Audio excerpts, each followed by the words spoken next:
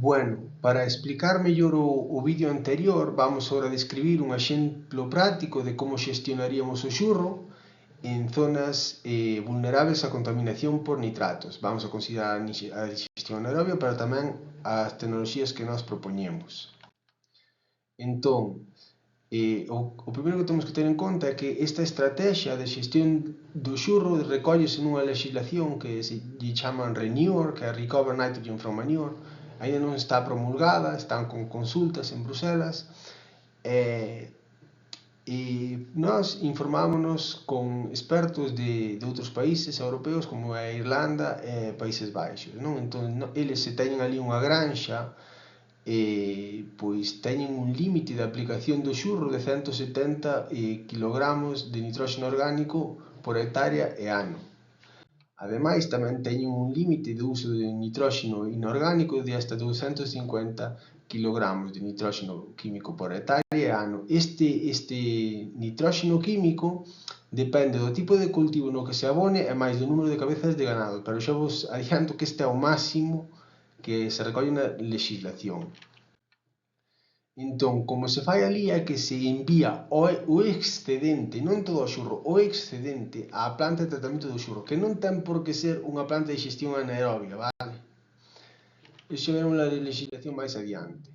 Entón, o que fai é que o gandeiro pode, isto recollese na legislación, pode recuperar 100 kg desas unidades de nitróxeno, pero tamén se descontarían do nitróxeno químico. Entón, habería que ver como é o balance económico de enviar o xurro á planta de tratamento, despois canto lle custa este nitróxeno inorgánico que se recupera aquí, no que non teño claro é que se fai co dixestato anaerobio, xa que esta granxa non o podería recoller, pois xa non estaría fora do seu límite.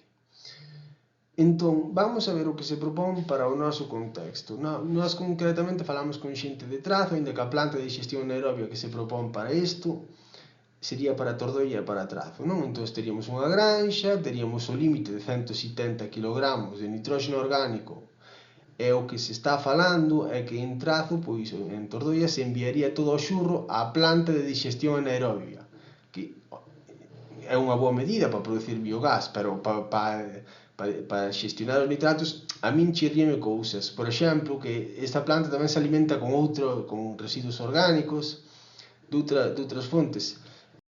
Isto vai aumentar moito o nitróxeno amoniacal, por eso, se o que pretendemos é reducir o nitróxeno inorgánico no xurro e o estamos aumentando, chirría un pouco, non?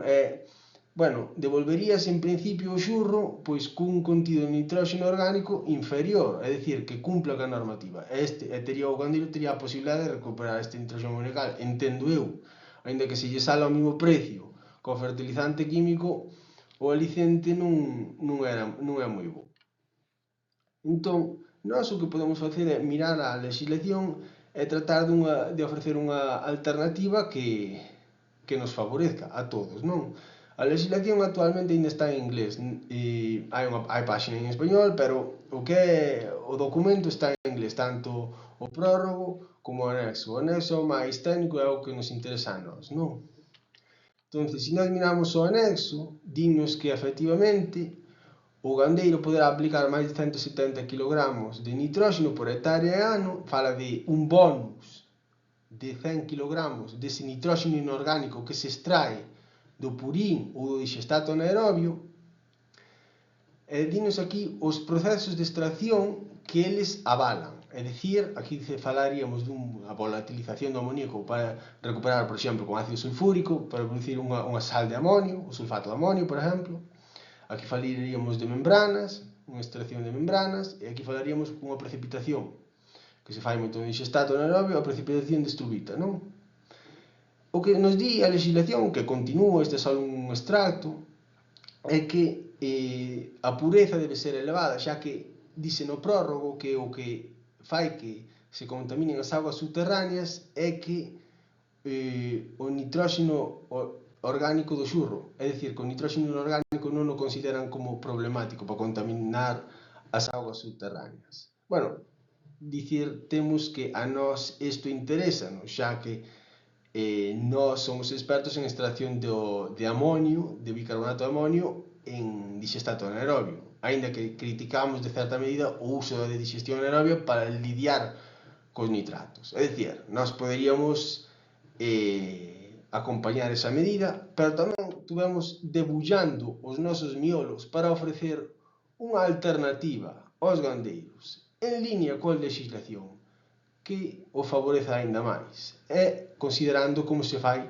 noutros países europeos, non sería necesario enviar todo o xurro da súa granxa, simplemente un excedente. Procesaríase cunha serie, non cunha serie de aditivos que se mostrou prototipos que se mostraron no vídeo anterior, e devolveríase á granxa un aditivo para o xurro e para limpar os pasillos, que sería rico en nitróxeno amoniacal, que tamén se habería que descontar do balance de nitróxeno químico. E nós exportaríamos unha emenda orgánica granulada. Bueno, deste xeito ganaríamos todos un pouco e permitiríamos que a roda seguira xirando. Esperamos o voso contacto. Gracias.